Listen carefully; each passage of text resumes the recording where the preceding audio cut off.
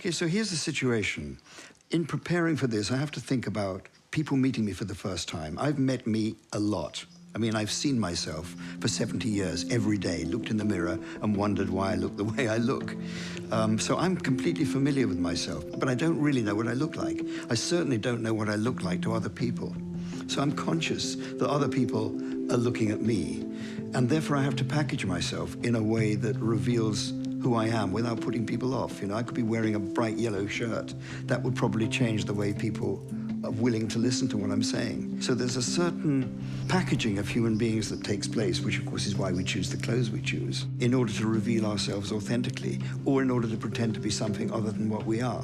And that's quite interesting when you put it into a branding context, because when a brand attempts to appear different from how it dreads it might be, it gets into trouble. So authenticity, I think, is as important for people as it is for any product or any brand. It's so easy to get fragmented in a big corporation. Fragmented by geography, fragmented by function, fragmented by generations. All these things tend to fragment very large companies. So people like me are a kind of tool to try and bring that fragmentation into a more holistic self-awareness. I have 3 muscles without which I couldn't do my work. The first, it's curiosity, really. You could call it inquisitiveness, you could call it questioning. But it's a muscle, and it's a muscle that enables me and anybody else who has it to ask, why is this like that? Why is this written in this way? Why is this size? Why is this so big? Why is it so small? Why is it the way it is? To be honest, I value knowing very little about almost everything, because then I come to it with a childlike freshness, hopefully. So for me, it never stops. It never stops. The second muscle, I call it the muscle of appreciation, which is just, it's not questioning more so much as noticing how joyful things can be, how colorful things can be, what already exists as an inspiration.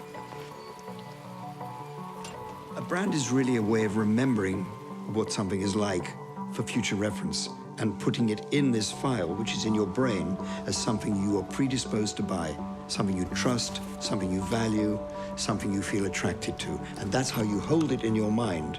The brand is the result of the intention of a company to bring value to people. The job of a brand identity, of how you package that, all of that, the purpose, the vision, what it does, what it brings, how you make that so that people can take it and receive it and value it and treasure it and choose it.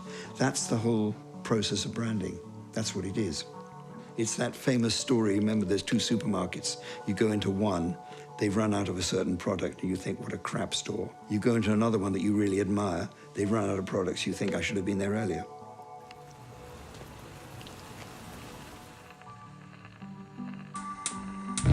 What I really enjoy is knowing that certain things have certain textures and certain tastes, and to assemble them in a way that I've never done before, because you never cook the same meal twice. You know, even if the ingredients are the same, it comes out differently every time. I will be using color, I will be using texture, I will be using the sequence of things. Everybody knows that the whole is greater than the sum of the parts. It's a dinner. What few people realize, it is only through the parts that the whole gets delivered. And that's why all the tiny incremental parts of a brand actually represent the whole. And if that fragments, you lose the brand. And many companies who have brands, they're in the world, lose them and don't realize that they're being lost, and eventually try to reclaim them. But it's because they don't see the parts as the whole, they see the parts as the parts. And that's why all the tiny incremental parts of a brand actually represent the whole.